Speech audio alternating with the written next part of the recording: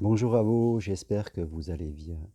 Devenir indépendant par rapport aux autres, voilà quelque chose d'essentiel pour être mieux dans sa vie, pour être plus en paix avec soi-même et plus centré sur notre identité, sur qui nous sommes. Vous me connaissez, je suis Germain Roncary et j'accompagne toutes les personnes qui veulent être mieux dans leur relation avec les autres et mieux en amour. Consultation possible de chez vous, par téléphone, par Skype, par WhatsApp. Donc n'hésitez pas à prendre contact avec moi si vous voulez faire le point de votre vie sentimentale, relationnelle, dans votre vie en général, si vous avez des blocages. Je propose justement des marches d'évolution sur Compostelle en 2020. Allez voir mon site germainroncary.com et surtout les 18 et 19 janvier, journée de l'amour ici chez moi en petit groupe restreint. Il reste quelques places pour tous ceux qui veulent faire de 2020 une année vers l'amour et non pas une année de solitude et de repli sur soi. Alors, qu'est-ce que ça veut dire être indépendant face aux autres? Je crois que la première chose que l'on peut dire, c'est que nous sommes tous interconnectés. Nous avons tous besoin les uns des autres et quand je parle de indépendance, je ne parle pas de autarcie, c'est-à-dire se replier et ne plus voir personne. Ce n'est pas de cela du tout que je parle, c'est avoir des relations harmonieuses avec les autres et la relation harmonieuse avec les autres commence par la relation que nous avons avec nous-mêmes. Et souvent, je rencontre 2 styles de personnes.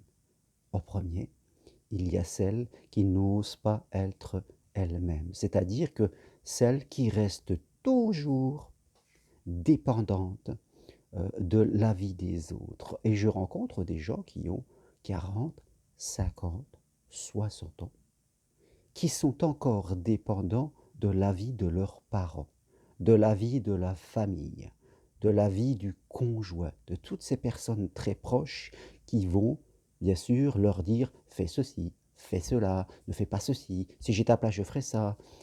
Et cette personne, c'est comme si elle n'avait pas de repères, quelque part, et elle n'osait pas décider de peur de déranger, de peur d'être jugées, de peur de créer une mésentente et un conflit. Elles sont tout le temps en train de se suradapter à ce que veulent les autres et elles, je dirais, donc deviennent complètement dépendantes de l'avis des autres. Elles sont comme une feuille d'automne en plein vent et en fonction de qui dit quoi, eh ben, on applique sans se respecter.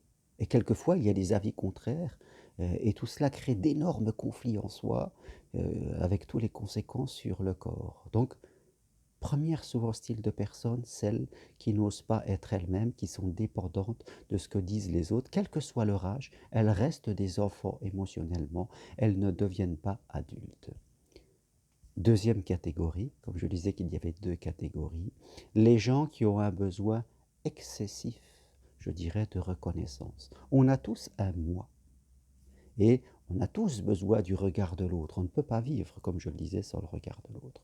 On a tous besoin qu'on nous dise que ce que l'on fait, c'est bien, je dirais, et ça fait du on est content quand les gens sont heureux de ce que l'on fait, nous trouvent sympa, nous aiment, ça apporte quelque chose. Mais il y a des gens qui sont toujours en train de quémander le regard des autres, qui sont toujours en train de vouloir se mettre dans la lumière, vouloir parler d'eux. Il y a des gens qui travaillent, qui font la course au diplôme, qui font des horaires pas possibles parce que intérieurement et inconsciemment, ils ont besoin que leur chef, leurs collègues leur disent que c'est bien. Ils ont besoin vraiment qu'on les mette complètement en lumière. Et les réseaux sociaux n'ont pas arrangé le système parce que, voilà, nous sommes dans la période du regarde-moi, comme on dit, c'est-à-dire tout le monde poste des choses, on a besoin d'avoir des j'aime, on a besoin de montrer ce que l'on fait, même dans le monde du coaching et de la thérapie, on voit des accompagnants qui ont besoin de dire que eux, ils ont compris la vie, ils font ça, ce qu'ils font, c'est juste. Voilà, on a un besoin excessif. C'est toujours l'excès qui est pas beau. Quand on a besoin que les autres nous valorise. C'est normal, c'est le besoin de reconnaissance normal. Maintenant, c'est quand c'est excessif et que, on n'arrive plus à vivre sans ce regard des autres. C'est ça qui devient problématique et souffrant. On n'est jamais rassasié. Alors, d'un côté, comme je le redisais, il y a ceux qui se cachent et qui n'osent pas être eux-mêmes et qui deviennent dépendants du regard de l'autre par un effacement, par une non-existence. Et les autres qui deviennent dépendants du regard de l'autre. Là, c'est le contraire quasiment, c'est un excès de présence. Et c'est là où il faut évoluer dans sa vie pour travailler sur son identité. Parce que tout à la fin, c'est un problème identitaire de répondre à la question: qui suis-je? Qu'est-ce que je veux? Qu'est-ce que je pense? Dans les premiers, ce qui se cache, c'est se répéter souvent: qu'est-ce que je pense, moi?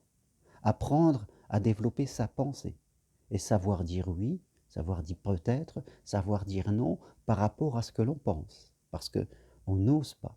C'est important, sinon les autres, ils vont être comme mécaniquement attirés à nous manager, à nous piloter, ils vont nous envahir. Donc, retravaillez votre pensée.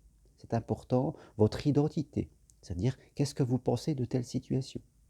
Et apprenez à le dire, quelque part. Quelles que soient les conséquences, quelle que soit la personne, que ce soit un parent, que ce soit un conjoint, que ce soit un ami, c'est vraiment de l'affirmation de soi. Et pour les autres, ceux qui sont toujours en train de quémander quelque chose de l'extérieur, demandez-vous ce que vous recherchez. Quel est ce besoin insatiable que vous avez d'être aimé des autres? On a tous besoin d'être aimé des autres, mais là, on est dans l'excès. Qu'est-ce que vous cherchez? Et vous pouvez voir, ressentir que c'est, fait de compte, un puissant fond, que les autres aussi sont connectés sur eux, et faites compte qu'ils n'arriveront jamais à nourrir ce besoin impérieux que j'ai des autres, parce que ce besoin, c'est à moi de le combler tout seul, quelque part. C'est à augmenter à chaque fois, que ce soit ceux qui se cachent ou ceux qui se mettent trop en lumière, c'est, je dirais, un travail identitaire pour savoir qui vous êtes, et pouvoir, en tout cas, auto-nourrir en partie, on doit tous auto-nourrir en partie, notre besoin de sécurité, la reconnaissance que l'on a de soi-même. Parce que dans les deux cas, on ne se reconnaît pas soi-même. Et quelquefois, les marches d'évolution que je propose sur le chemin de Compostelle, ben, ça sert à ça. Ça sert à travailler son identité, à savoir qui on est et à être, je dirais, dans une position plus juste par rapport aux autres. Voilà ce que je voulais partager avec vous. Allez sur mon site germainrocari.com si vous voulez voir tous les accompagnements que je propose, la journée de l'amour, les marches sur Compostelle et les formations individuelles et 100% personnalisées pour en tout cas devenir psychopraticien, coach ou hypnothérapeute. Très bonne journée à vous, à bientôt et au revoir, merci.